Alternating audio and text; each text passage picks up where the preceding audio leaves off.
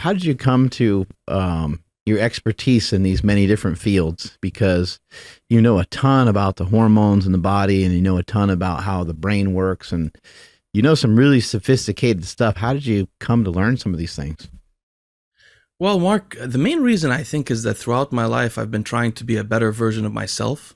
And I've been limited by various things. Like when I was younger, I was trying to be in athletics, and I'm naturally weak and not gifted in that sense. So that's how I first started reading about steroids in 2002 or so. And later on in life, I faced other issues, like I wanted to be a high performing individual at work and originally at school, and I had an attention deficit issue. So I worked around that. And then later on, of course, I experienced anxiety disorder, alcoholism, other issues, and I worked through those issues also. So whenever I face an issue in my life, I try to learn as much as I can about it. And I think that's the source of all of it. And for you, like what, when you were in school and you had this attention deficit disorder, what was it that you were studying? Was it something within science? Was it something different?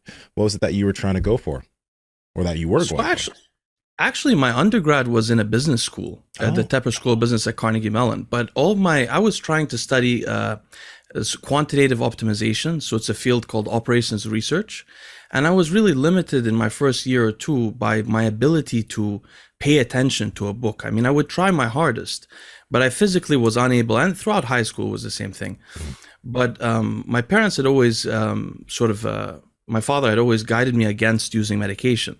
In college, I decided to take the risk, and I went to a psychiatrist, got diagnosed with ADHD, and it tremendously changed my academic trajectory. So I went from failing actually the second calculus course to the next semester getting a 4.0 and then having mostly 4.0s then onward. So I noticed that's one of the first times I noticed the incredible effects that pharmacology could have on someone. And what did you utilize? At that time, I was prescribed by a doctor at UPMC 15 milligrams of Adderall.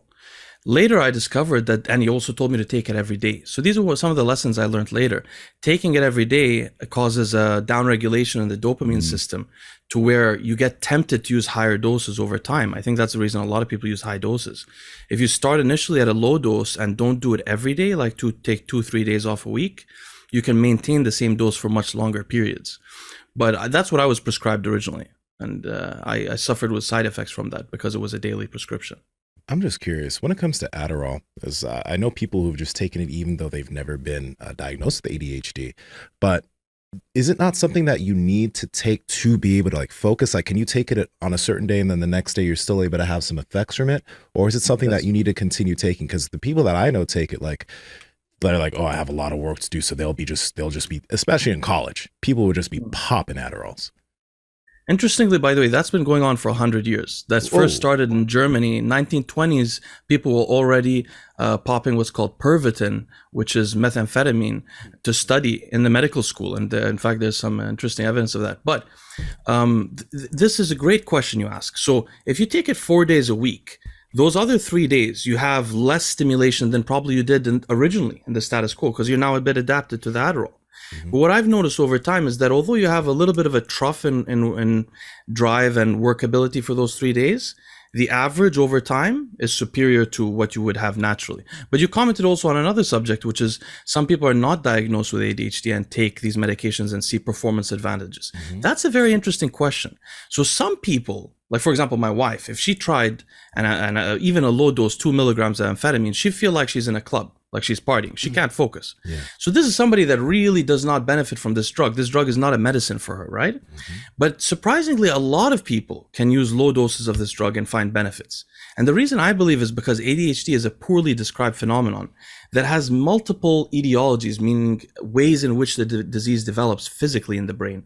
And it's really just a phenotype describing people who have difficulty with attention. A lot of people have that, you know?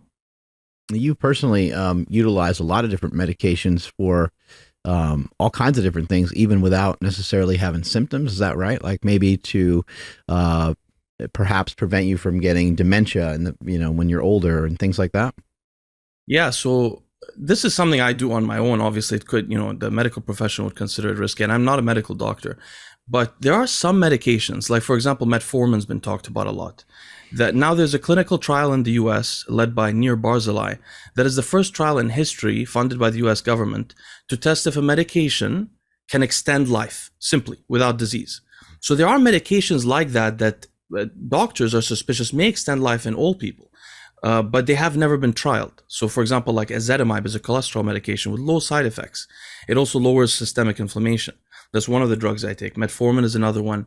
Empagliflozin, a new class of drugs called SGLT2 inhibitors, slow down the progression of chronic kidney disease, one of the only medications that do that. Well, men in general, kidney disease is sort of a disease of masculinity because androgen signaling increases kidney deterioration over time. So all of us at some point in our 60s or 70s will have some form of chronic kidney disease. So this is something I think of ahead of time, and I know this medication has very little side effects and is very well tested. So I'll include some of those medications. You were talking about dementia. You know, one of the dementia there are many kinds of dementia, of course, for many diseases like Parkinson's, Alzheimer's, ALS, and so on, and vascular dementia. But they have some things in common, which is the death of cells in the brain. And cells die less in the brain when you have more growth factors. Growth factors don't just split cells, but they protect cells from death.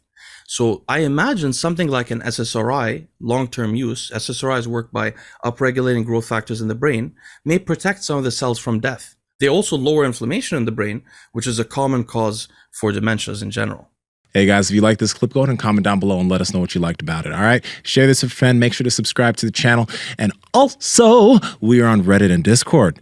All that's down below. All our sponsors and everyone that supports us down below there too. So you can get whatever you like from us. All right. Peace.